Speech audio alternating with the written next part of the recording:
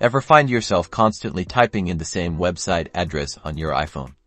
Let's make life easier by adding your favorite sites to Safari's favorites. First, open Safari on your iPhone and navigate to the website you want to save. For this example, let's go to a popular news site. Once the page has loaded, look for the share button. It's usually at the bottom center of your screen, a square with an arrow pointing upwards.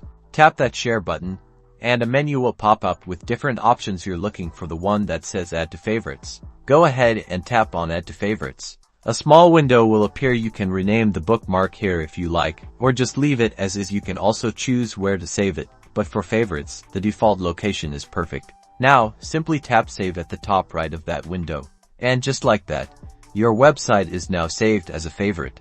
You can quickly access it from your favorites section on the Safari start page, or even add it to your favorites bar for super quick access. To see your new favorite, tap the favorites icon at the bottom of the screen. It looks like an open book or the circular bookmark symbol.